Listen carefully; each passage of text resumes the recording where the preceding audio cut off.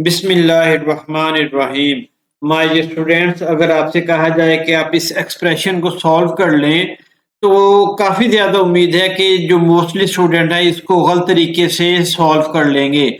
ये देखने में तो एक सिंपल एक्सप्रेशन है, लेकिन अगर टेक्निकली इसको देखा जाए तो काफ़ी ज़्यादा गलती के चांस इसके अंदर एग्जिस्ट कर रहे हैं। लेकिन अगर आपने मेरे बताए हुए तरीके को फॉलो किया तो इंशाल्लाह आप ना सिर्फ ये वाले एक्सप्रेशन को बल्कि काफ़ी ज़्यादा कॉम्प्लेक्स किस्म के एक्सप्रेशंस को इंतहाई आसानी, तेजी और एक्यूरेटली सॉल्व करने के काबिल हो जाएंगे। So let's get started. इसको स्टार्ट करने से पहले आपके सामने कुछ पॉइंट्स को मैं डिस्कस करना चाहता हूं। ये हमारे पास एक छोटी सी पिक्चर मैंने शेयर की है बेटा। यहाँ पर इसको मैंने लिखा है पिमदास। इसका मतलब क्या है?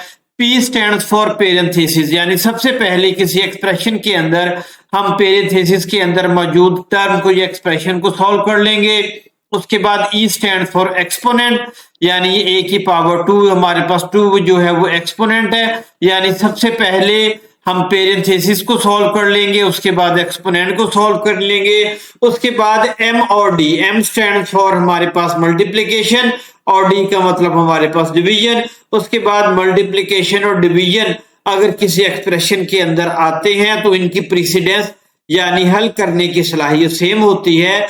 लेकिन एक बात आप अपने जहन के अंदर रखनी है कि इन दोनों एक्सप्रेशन ऑपरेटर में से जो पहले ऑपरेटर आ जाएगा पहले उसको सॉल्व कर लेंगे। और in last A stand for add और एस का मतलब है सब्ट्रैक्ट, और सबसे आखिर के अंदर हम एडिशन या सब्ट्रैक्शन के अमल को परफॉर्म कर लेंगे। बिल्कुल इसी तरीके से एडिशन या सब्ट्रैक्शन में से जो पहले आ जाएगा पहले उसको सॉल्व किया जाएगा। तो इस पूरे कंसेप्ट को पिमदास का नाम दिया जाता है, यानी सबसे पहले पेरेंथेसिस, उसके बाद एक्सपोनेंट, फिर मल्टीप्लिकेशन या डिवीजन, फिर एडिशन या सब्ट्रैक्शन।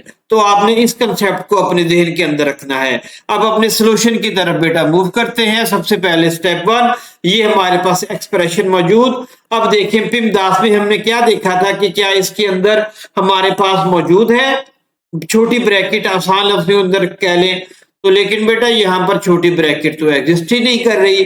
फिर नेक्स्ट क्या देखेंगे? एक्सपोनेंट एग्जिस्ट कर रहा है, इस एक्सप्रेशन के अंदर एक्सपोनेंट भी एग्जिस्ट नहीं कर रहा।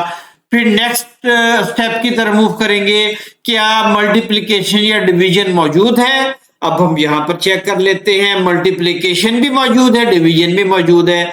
लेकिन बेटा मैंने आपको क्या कहा था कि मल्टीप्लिकेशन या डिवीजन की प्रीसिडेंस यानी फौकियत सेम है। दोनों में से जो एक्सप्रेशन में पहले आ जाएगा पहले उसको सॉल्व कर लेंगे। तो सबसे पहले 7 डिवाइडेड बाय 7 का जो प्रोसेस है उसको हम कंप्लीट करेंगे। देखिए स्टेप 1 के अंदर 7 डिवाइडेड बाय 7, तो इसका आंसर हमारे पास बेटा क्या आ जाएगा? 1 आ जाएगा। मैंने यहाँ पर 1 लिख दिया, तो ये स्टेप नंबर 1 हमारे पास कंप्लीट हो गया।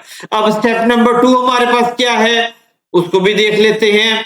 देखिए अब यहाँ पर हमारे पास क्या पेरेंथेसिस मौजूद नहीं, क्या हमारे पास एक्सपोनेंट मौजूद नहीं, क्या डिवीजन या मल्टीप्लिकेशन में से कोई ऑपरेटर मौजूद? जी मल्टीप्लिकेशन का ऑपरेटर मौजूद है। ये देखिए यहाँ पर मैं आपको शो भी करवा दूं, नंबर 3 पे क्या है? मल्टीप्लिकेशन या डिवीजन। तो डिवीजन का प्रोसेस तो हमने पिछले स्टेप के अंदर कर लिया। अब बेटा हमने मल्टीप्लिकेशन के प्रोसेस को कंप्लीट करना है, यानी 7 मल्टीप्लाई बाय 7 इसका अमल कंप्लीट होगा। स्टेप 2 के अंदर देखिए 7 मल्टीप्लाई बाय 7, अब इसको हम कंप्लीट कर लेंगे तो 7 को 7 से मल्टीप्लाई कर लेंगे तो माय स्टूडेंट हमारे पास 49 आंसर आ गया। ये स्टेप 2 हमारा कंप्लीट हो गया। अब यहां पर देखें, अब दोबारा पिमदास पे जाएंगे, क्या यहाँ पर छोटी ब्रैकेट मौजूद? नहीं। एक्सपोनेंट मौजूद? नो। मल्टीप्लिकेशन या डिवीजन मौजूद? ये देखें ना मल्टीप्लिकेशन मौजूद बेटा ना डिवीजन मौजूद। अब हमें प्लस और माइनस का सहारा लेना पड़ेगा। अगर मल्टीप्लिकेशन और डिवीजन भी मौजूद नहीं तो फिर एडिशन या सब्ट्रैक्शन वो मौजूद है बेटा। देखिए एडिशन भी मौजूद और सब्ट्रैक्शन भी मौजूद। इसी तरीके से लेफ्ट साइड से जो पहले आएगा ये एडिशन या सब्ट्रैक्शन में से तो पहले उसको सॉल्व कर लेंगे, यानी 7 + 1 + 49 को हम सॉल्व कर लेंगे स्टेप 3 के अंदर। ये देखो 7 और 1 और 49 को जब हमने ऐड किया तो हमारे पास बेटा 57 आ गया। ये स्टेप 3 भी हमारा कंप्लीट हो गया। अब स्टेप नंबर 4 के अंदर जाहिर बात है कि माइनस एक ही ऑपरेटर मौजूद है, इसलिए इसको सॉल्व कर लेंगे। तो स्टेप 4 के अंदर हमने ये इसको सब्ट्रैक्शन के अमल को कंप्लीट किया तो हमारे पास 50 आंसर आ गया और इस एक्सप्रेशन का कंप्लीट आंसर हमारे पास आ गया 50। तो इस तरीके से हम अपने किसी भी कॉम्प्लेक्स ऑपरेशन को इंतहाई आसानी, तेजी और एक्यूरेटली सॉल्व कर सकते हैं।